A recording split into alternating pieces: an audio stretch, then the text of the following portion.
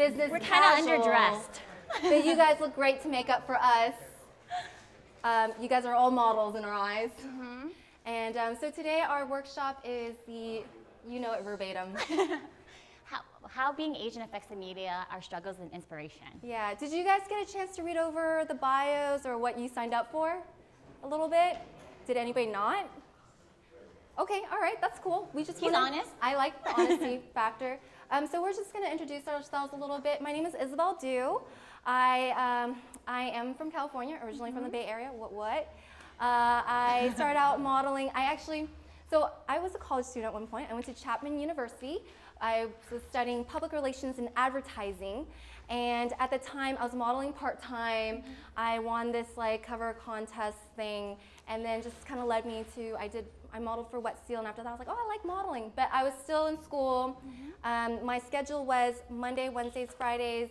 I would commute to my internships in LA for 2 hours. I interned at MTV, East True Hollywood Story, Nickelodeon, and Comedy Central. And then on Tuesdays and Thursdays, I would go from school from 10 a.m. to 10 p.m. with one lunch break.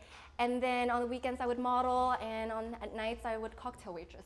So that was my schedule. And then after I graduated, I got offers for jobs at the places I interned, but I was like, no, I want to model. I want to like travel the world. Because at the time, I was young, and I felt like, this is what I want to do. I was passionate about it. And so I got my contracts. I started modeling in Thailand for 2 months, and then I went to the Philippines for 6 months, and then I got direct bookings in Malaysia, and then I worked in Hong Kong and China and Singapore.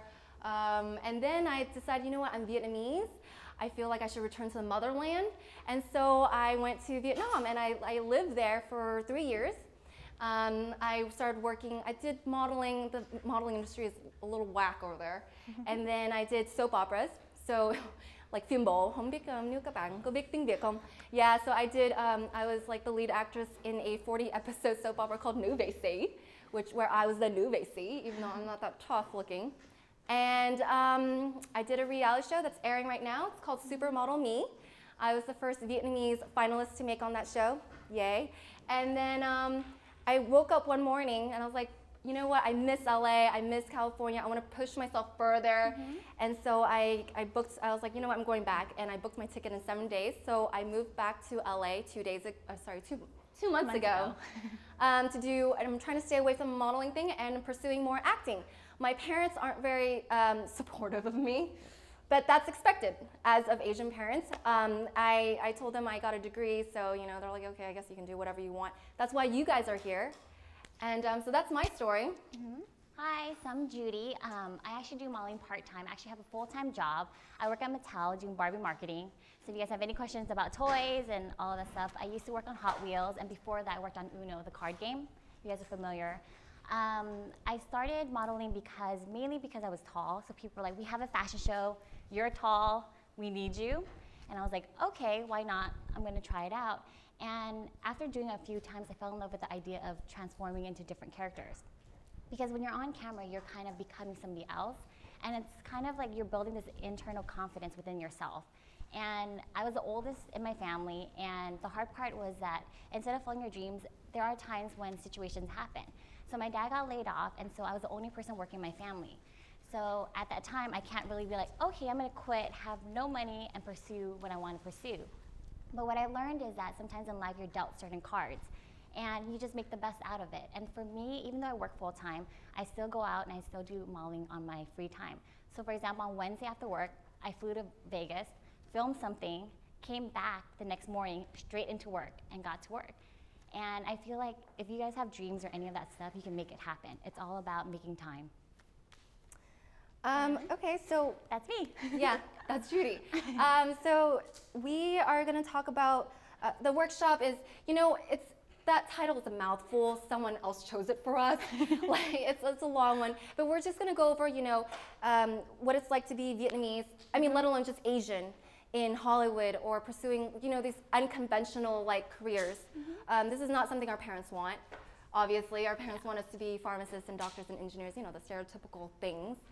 And and then we're going to talk about, the principles and concepts that we've learned over time doing what we do, going against the grain, and how you guys can apply that to your lives. So first of all, we're going to ask you guys a question. Why do you guys think that we don't see a lot of Asians in Hollywood? No answer. Okay, that's probably why. Okay. Let's go over here. Well, I think it's because our generation was to kind of stay inside more, and we weren't going to be publicized and all that stuff. So we identify ourselves more towards the books and stuff, maybe that. Okay, that's a good one. Stereotype. All right. This is true. Partially true. Asian masseuse, Asian ninja. And then, Oh, It's kind of like a circular thing. Yeah, the entertainment industry, the is pretty conservative. So they want to invest in things that they're pretty sure of will return money. But the thing is, there's really no Asian American actors or actresses that have so far proven to be a viable option. So in turn, they don't hire Asian Americans, which in turn, there's no Asian Americans for them to think about when they think about successful Asian American actors and actresses. we think that these are all they've all applied at least at one point or another, especially earlier in history. Yes. You know, you don't see a lot of ethnic minorities, not even just Asians, just ethnic minorities in general in Hollywood. There isn't a demand. I mean, let's face it, middle America makes up a lot of America, and you know, they have to make money. So they're finding ways of, you know, what would attract the most audiences, things like that. However, these days it's a very different story. I think that lack of opportunity is not so much the case. I think that's a big misconception. It's actually more of lack of talent, believe it or not. If you were to think about like how many people there are like aspiring in Hollywood, a bunch. Everyone's coming from everywhere, like the Midwest. I meet Midwesterners every time. Like you got Russians, you got people from all over the world trying to pursue the silver screen dream. And you know, if you think about the number of people, the number of like, let's say all the other ethnicities, let's say that's 90% of the people pursuing it. And you think of the Asian Americans, let's say it's just 10%. I'm just throwing random numbers here. You got these two groups of people pursuing the same jobs. Actually, a lot of these castings are always looking for all ethnicities. They're always listing for all ethnicities. Sometimes you get the random, like, looking for Asian, whatever. Pan Asian. Yeah, but most of the time it's saying they're looking for all ethnicities, and they list out everything. If you have these two groups of people, well, think about the people who are actually talented. If you got this group right here, let's say it's only 10% of this 90%, and you only got like 5% of this 10%. The numbers, it's just so little. So it's really a numbers game. It's not about lack of opportunity, it's a lack of talent pool. And just so you guys know, one of my best friends, she works for Walt Disney, she does branding. And you know, me and her, we've known each other since high school. And she does like the Princesses brand franchise and all that. And she was showing me some of her commercial work that she's producing. And I was like, yeah, I love watching that stuff. And she showed me that this commercial was cute. And the main talent was a blonde little girl. And then the other girl was this African American talent. And I was like, well, Becky, she's Chinese. So I was like, why didn't you try casting like an Asian person for it? Because, you know, we're Asian, so shouldn't we like kind of stick together? And then she's like, no, I try all the time. I'm always looking for Asian talent to put in the commercials, to put in our work. But the Asian talent they give us aren't that good. So these two girls kind of blew it out of the water. And why is that? It's because it's not part of our culture. It isn't part of our culture to pursue these kinds of things because, you know, you got like the Housewives of Beverly Hills who are like carting their kids to auditions all the time. And our parents, they want us to stay in school. There's no way they're gonna take us out of classes to rent to auditions. Yeah, there's no way. So it's a lack of talent. And to Isabelle's point, like oftentimes working on Barbie, everyone's always like, why is there not an Asian Barbie? Like, why is there, you know, because my friends are like, I want to buy an Asian Barbie, but there isn't one. But the problem is that when we actually create an Asian Barbie, like in Shanghai, we had a Barbie store. We offered a Barbie doll and a Chinese Barbie or Asian Barbie doll. But in reality was that the girls didn't want it. The girls wanted the blonde hair, the big eyes. And oftentimes I feel like it starts from childhood because when you're young and you're Asian, like people make fun of you. They're judging you, they're making fun of your language. And because of that, when you're younger, you don't really want to be associated with being Asian. It's not until when you're older when you really appreciate that, you know, I am Asian and I am proud of it. And even at Mattel, like we had focus group with Asian girls, and we put in an Asian doll and we put in like other ethnicities. And most of the Asian like girls were like, I don't really want an Asian Barbie. I want to fit in. I want to belong. I want to have these characteristics, especially here in America. Like, I want to fit in. And because of that, I feel like there's not enough support, especially at a young age, to like really like be proud of like who you are. So it's like we need to also support one another as well. Right, and it's not like subconsciously we're like, oh, we don't want to be Asian. That's not the case, because I think we're all very proud to be Asian. We're all very proud to be Vietnamese. I'm assuming most of us are Vietnamese. Well, not you, buddy, out there. You could be honorary Vietnamese. You could be part, you don't know. He like whips out some Vietnamese. Ooh, my bad. I know, it's like, Our bad. So actually, I don't know how it is out here. I don't know, do you guys have any Asian American oriented publications or networks? Yeah? It's a what? Hyphen. Hyphen, yes, hyphen. That's been kind of running around. Oh, Yeah. so it's made its way out here. Yeah, we've got Asian American publications like 13 Minutes. Before there was Yoke. Yeah. You got networks like Imagination before, AZN. Except all these in East West magazine, but a lot of these are out of print now. And The only Vietnamese one I think that's around is like Vit Beauty. Have you guys heard of Vit Beauty?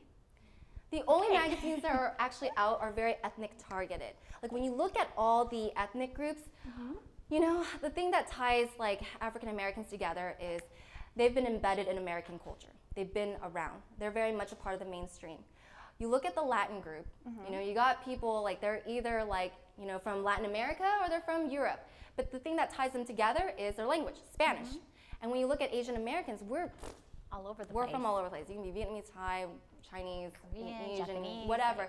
We're all so different. We don't share a common language.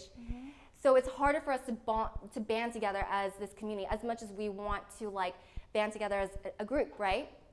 And so these Publications. publications So and these networks. publications, like, it's hard for us to like support like a Japanese like magazine because if we don't understand the language or we don't understand their culture, chances are we're not going to really get behind it.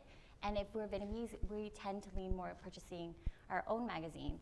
So it's really hard to find one that encompasses all of it. But if you look at our history, we just assimilate. We just happen to assimilate and like adjust to the culture. That's just how we've always been. And this is why, like as Judy said, you know, we're not attracted to like an Asian doll, even though we might be Asian. We just go for whatever is like mainstream. Because we want to fit in, we want a sense of belonging.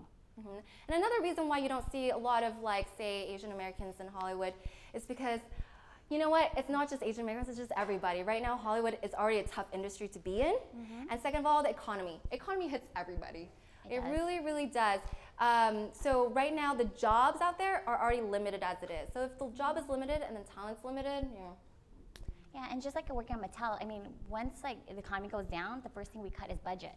And also, if you notice that when we have talent, it's like, why should we pay $1,000 for our talent when we can pay $500? And like, there's so many people that are willing to take a pay cut to get that job because that's all they do for a living. Like that's the way they pay rent. That's the way they pay for their car payments. Moving on, what What do you guys kind of get you think? guys talking a bit. This guy's like sleeping. I'm like, oh. But you're tired. I get it. Don't worry.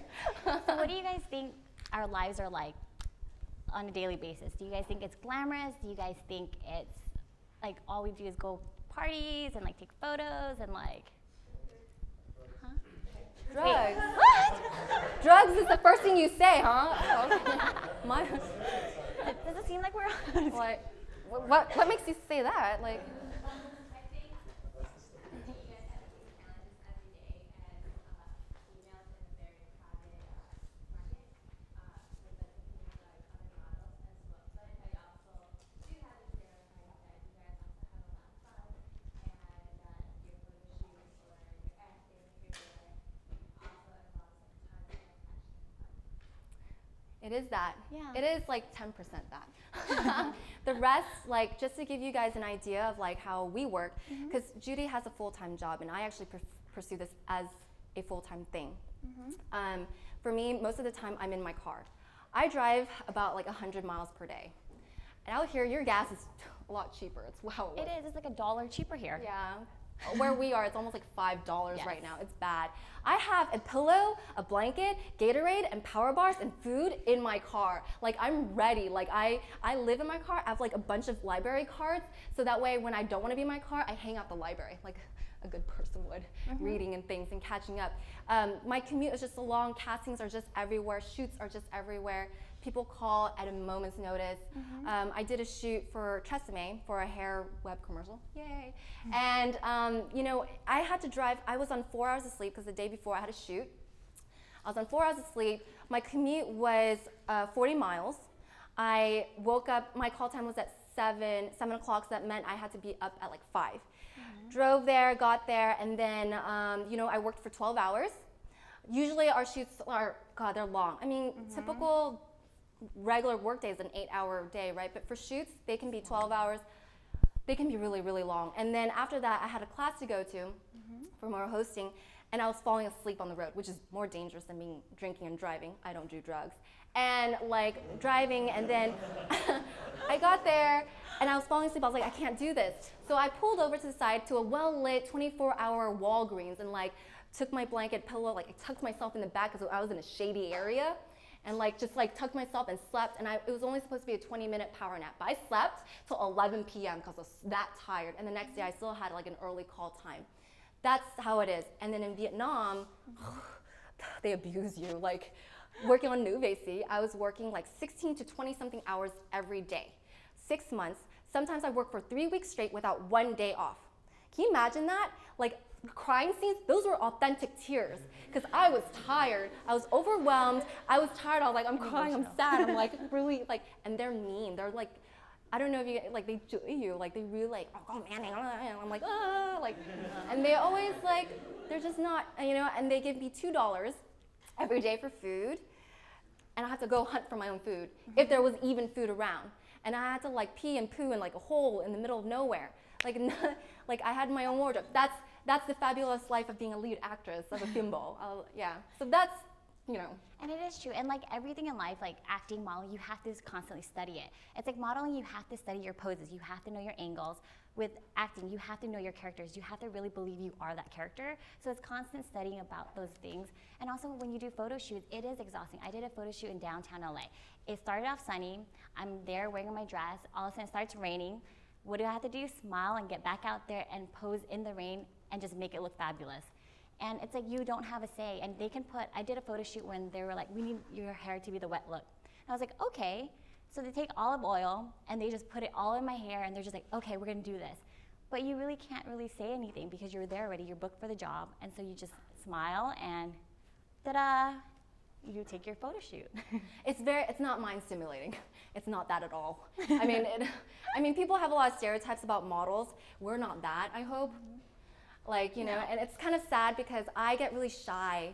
I'm not a shy person, but I get really shy about even saying that I'm a model because I feel like people are like judging me, like, you don't look like a model, like, oh, you're not anything like that. But they say all kinds of things, you know. Our job is like basically going to 20 job interviews all the time and getting rejected every single time. Can you imagine that? Getting rejected. You're too tall, you're too ugly, you're not cute enough, you're not commercial enough, you have acne, you are not Asian enough, you're too Asian. It gets like that all the time. Yeah, and we also get like, you don't look Vietnamese, and it's like, but I am Vietnamese. Like, how are you gonna tell me I'm not? But they just have this stereotypical image of what Vietnamese or Asian people look like. I'm very persistent. I don't care when people tell me no. I love it when they tell me no. I think it's funny. It's like a comical thing. I live in a sitcom in my head. I feel like I'm in a sitcom.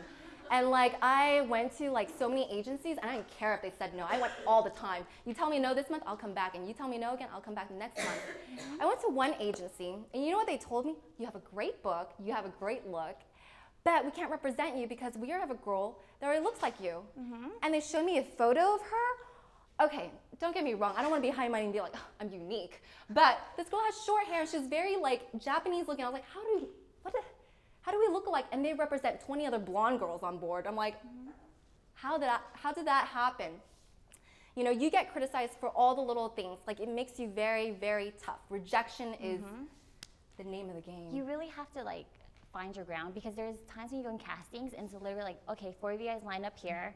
We want you to audition, the rest of you guys can go. And you can't take it personally because we have people that have cried, like, am I not pretty enough? But you have to let that go. It's not about that. The client knows what they want. And so when you go into audition, you have to come in knowing that, I may not be what they're looking for. It doesn't mean I'm not pretty. It doesn't mean I'm not good enough. I'm just here trying my part. And it's been tough because sometimes you walk in, you're just like, I think I'm gonna get it, I think I'm gonna get it. And you go and they're just like, you're kind of too tall for an Asian girl, or like something like that. I know. I love that you're tall for an Asian girl. And also, another thing you learn is to lie.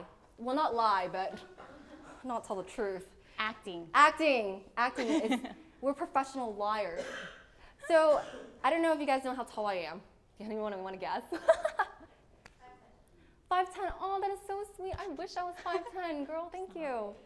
I wish I was 5'8". Thank you. Yes. Am I what? I am in heels. Bam. Okay. All right. Wow. That's so sweet. Thank you. Optical illusion, guys. Black. Thank you, slimming. It's true. Yeah. Judy's actually genuinely 5'8". I, on the other hand, my agencies list me as 5'7". That is the minimum requirement for modeling, by the way. It is. 5'7". I'm 5'5". But when I go in there, I don't care. I tell them I'm 5'7". I'm 5'7". You go in there confident. Mm-hmm. That's what it's all about. No one ever questions me. How old am I? I'm 20. No, I'm not. I'm not 20 at all. But I let you believe I'm 20. Because that's the thing in the industry. They're very ageist and they're very discriminatory about everything. They are. No one ever challenged me that I was 5'7". I had maybe one person who said there was a fellow model who was my height. And she's like, "You're not 5'7". And I was like, "So, what are you gonna do?" Like, your mentality is actually very twisted a little bit when you go in here, and you have to do that to even out the playing field like everybody else who's in it. And you should never let fear hold you back, because I have scoliosis. My back is curved 45 degrees, and for the longest time, I was like, I'm not gonna do modeling because I'm too self-conscious. I can't go out there. They're gonna criticize me. I'm not good enough. And one day I was just like, you know what? That's who I am, and I might as well just go out and try. And if they say no, then they say no, but at least I give the effort and I try. And I feel like a lot of times, the only reason why we don't pursue what we want to pursue is because we stop ourselves. It's us telling ourselves we're not good enough. It's us scared of failure. It's us telling ourselves I don't really want to admit to people that I want to be an actress, because if I fail, people are going to be like, oh my God, she tried out to be an actress and she didn't really do well. Own it. But who cares? But the problem is that at least you went out and you tried it. It's about you going out there. It doesn't matter what happens. It's the fact that you tried and you pushed yourself to get to that level. Because how many people are actually going to be there and say they actually tried it? Majority of the time, people are going to say no. Yeah. The things I just realized is, and this is kind of off topic, but not. Why there's so many shitty movies and shitty books? Why? Why? But then you got good people. There are talented people, but you never see them. You never know about them. What's the difference? The fact that one person actually put their stuff out there, that they actually did it. It's better to have somebody put out shit out there than somebody who's talented and didn't put it out there. You have to just own it. You gotta believe yourself. And in this industry, the one thing we're gonna tell you guys things that you can take away that you can apply into your life. This is an inspirational talk now. Mm-hmm. But you gotta believe in yourself and you gotta be happy. You gotta You do. Because then at the end of the day, you're living your life. You're living for yourself. And when you look back on your life and if people are like, were you happy? And you weren't, then what were you really living for? And something that you guys should just all ask yourselves is, if you had all the money in the world, just all the money, and you didn't have to worry about it ever again, what's the thing that you would do? What are some things you guys would do? Nothing. Okay. What would you do? What would you do? I love that you participate. I know. It's like...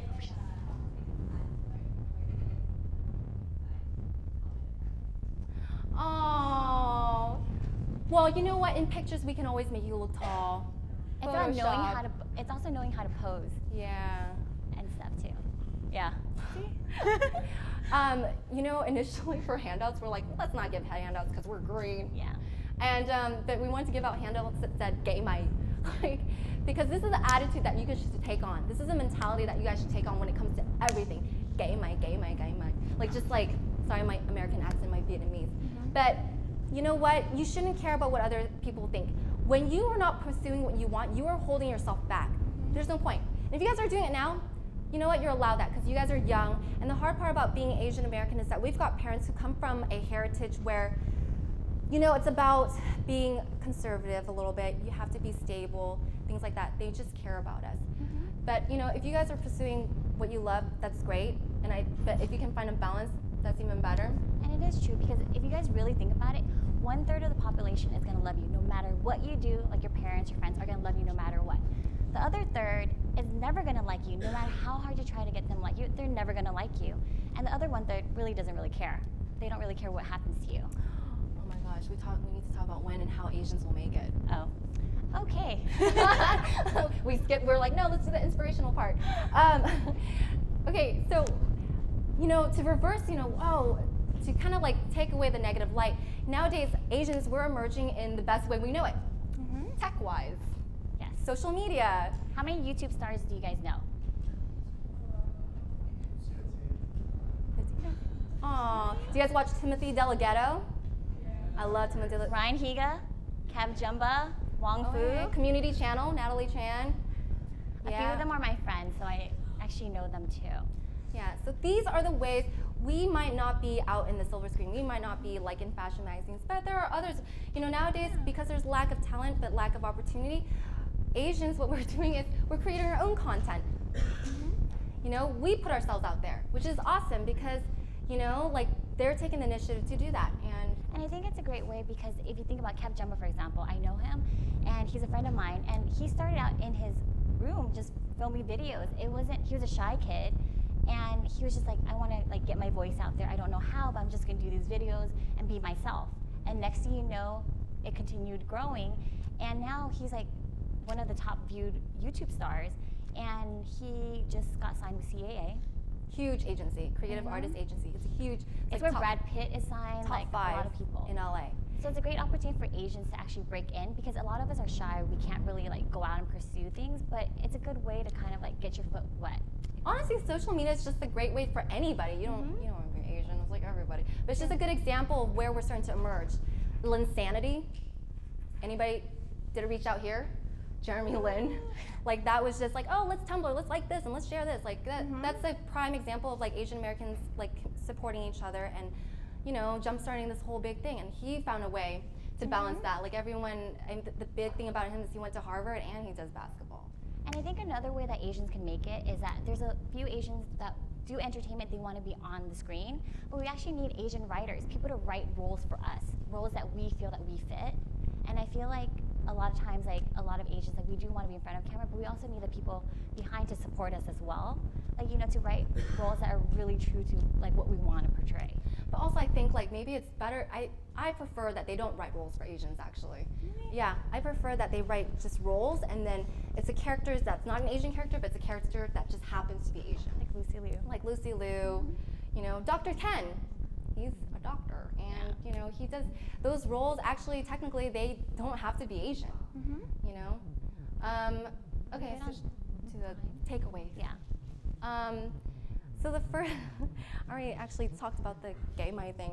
I don't know if you guys would appreciate that. I would appreciate it if I had a handout that says gay mind. I could post it somewhere. And another thing is that you all live your own path. You all have your own career. You're never a late bloomer because you live life at your pace. And the next chapter begins when you tell yourself that it's going to begin. And so if you feel like you're too old to do something, you're not. It's never too late. I mean, people go back to school at like 40 and they're still getting their education. And so don't hold yourself back if it's because of age or any of that stuff, because you can still do it no matter how old you are. I mean, I started getting modeling late in my 20s as well as Isabelle. My roommates were like 15. My roommates were like 14, 15 in Asia. Like they're like young, tall Russian girls. And I was like, how old are you? I'm like, I'm 20 something. Yeah, it's kind of sad. But I pretend, I'm like, yeah, I'm 19. But I can't keep up. The youngins are like partying. I'm like, oh, can't handle it. So do you guys have any questions for us? Yes. Oh. Yeah, so I was wondering, since you guys do work and you modeling on the side, for me, I was wondering how are you able to balance still having like a stable career and yet pursuing your passion? Because if I could, I would just dance all day, but if I don't make it through. Dancer. I also wanted to modeling too, but I lost. But yeah, but I mean, I wanted to that, but instantly you said, so I'm in a situation where I start making really bad. starving right here. Right. That's a great question. Do you want to take that? Because she's the one with the So I work full time. So I work 40 hours a week, and I still do modeling. And it is a hard balance. Like there are nights when I get exhausted, just like this week when I was saying that I flew out of Vegas for a night. I was there for 8 hours, flew back, and went straight into work. But for me, I feel like if you're passionate about it, even if you dance on the weekends for a few hours, you take something away with you versus not doing it all. I'm pretty sure you're happy doing part of it.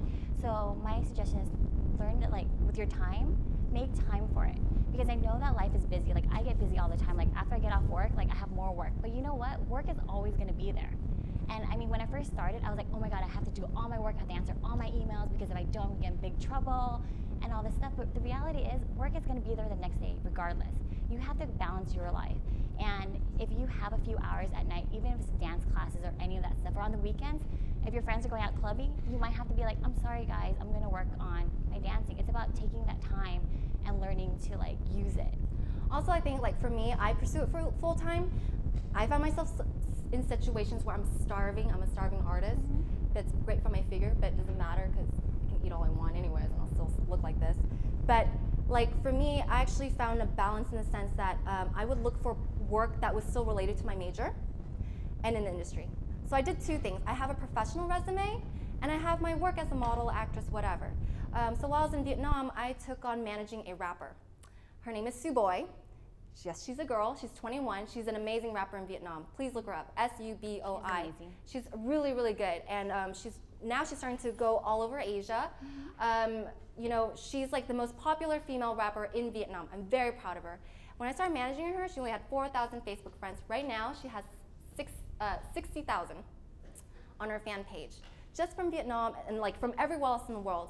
I have that, so I was working with a record label in Vietnam, so I still have that. It's my backup. You know, I think there's nothing wrong with pursuing something full-time if that's really what you want to do. But definitely find a way, you can find part-time, like stable jobs. So that way on paper, you know, you always have that. So if I was to go into work, if I was like, you know what, I can't do this anymore, I gotta do the corporate thing, I still have my professional experience. I still have that on paper. I still have keep in touch with good business references. Keep in touch with your professors. Like seriously, that's something I wish I did. If you're interning, keep in touch with all those people, even when you're pursuing other. Never burn your bridges. Yeah. Never. Because they will come in later on. Anybody else? I think you had a question, right? Or no? He's like, no. He's like, on second thought, no. I was just like, Okay. I was bored. But I have a question. Have you reached a point where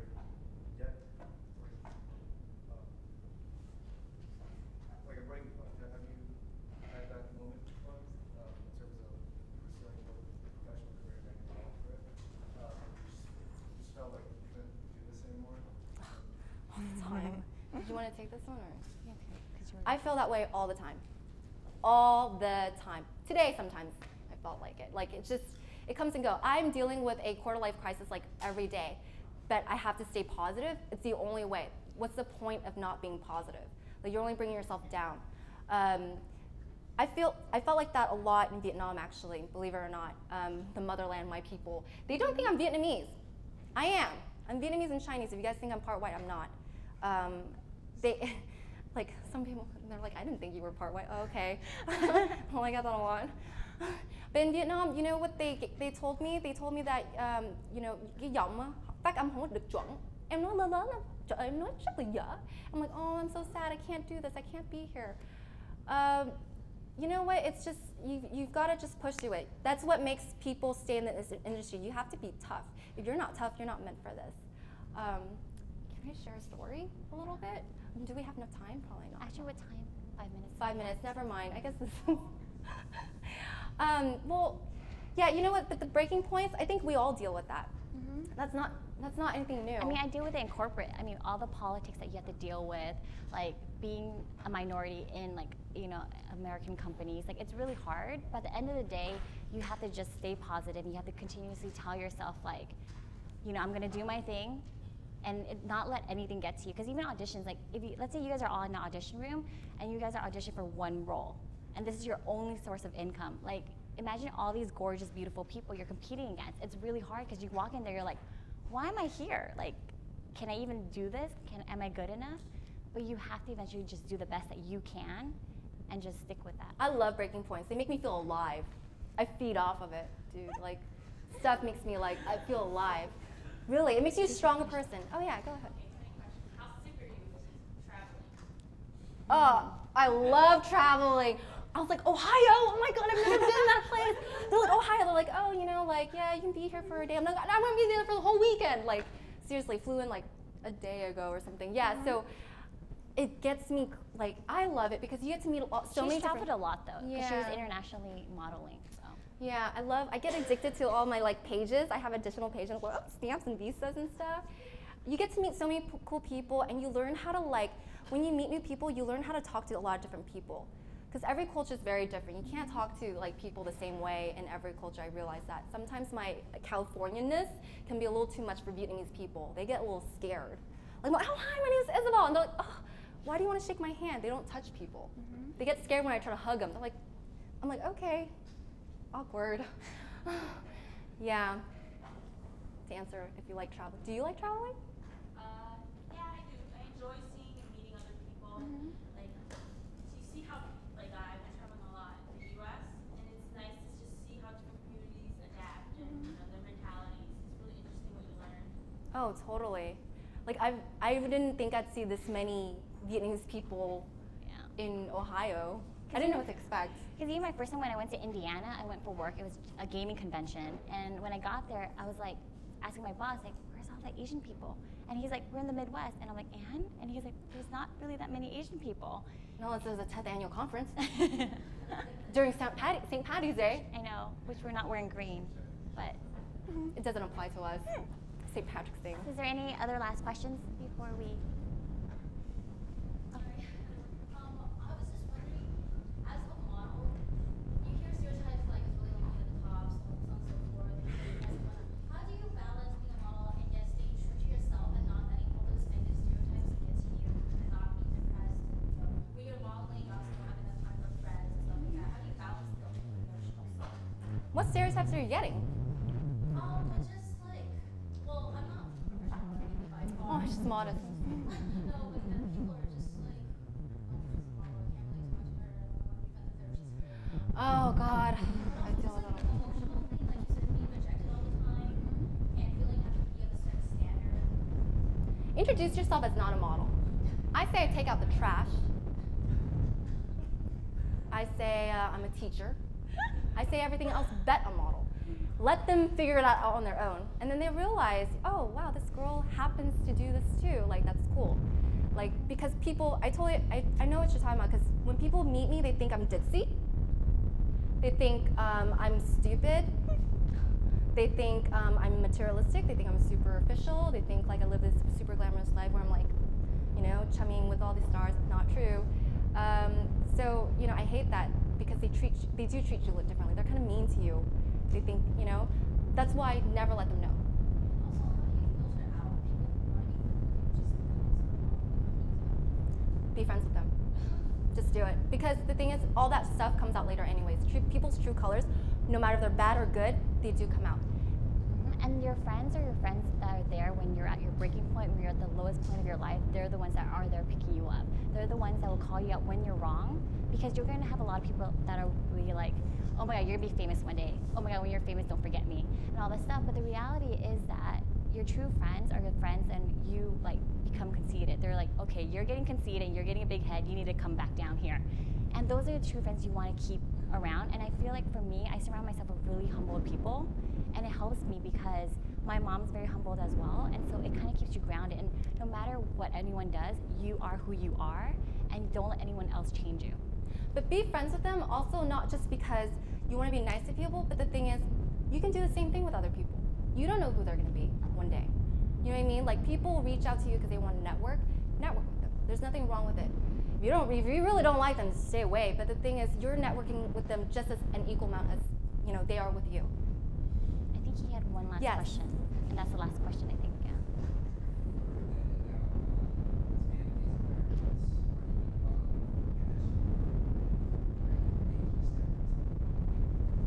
Are you into what? For the passion, or you want to break stereotypes? That is my passion, to break stereotypes. So I am there. You know, actually for modeling, I was so passionate about it first for a lot of reasons, and that was actually one of them, and also to travel and, you know, live this crazy lifestyle that I thought it would be. But now I'm actually kind of like trying to stay away from modeling. Now I am in it because for the simple reason it makes me happy. That's what life is all about. You guys should just do what makes you happy, and that is the only question that you should ever ask. Does this make me happy? Yes. Okay, then do it. Does it make you happy? Why are you doing it? Why are you sticking with it? And for me, it's passionate. I'm passionate about everything. Like, I'm passionate about marketing because I feel like marketing is something that you do every day in your life. And so for me, working at Mattel, I've learned so much. And I feel like in every experience that you have to have passion. Passion has to drive you. No matter what you end up doing, there needs to be that And passion. it's so attractive. You have to have something that you're passionate about. Like when guys are passionate about something, oh my God. Like this one over here, the one filming, he's passionate about music. Oh my God, so attractive. Like, Turner wave. You know? People are drawn to the energy, by the way. I'm all about energy. Like when people are passionate about something, you can tell. And people are just drawn to it. You are gonna attract other passionate people, and those people will help you get to where you need to be. You know, when you follow something that you love, other things come about.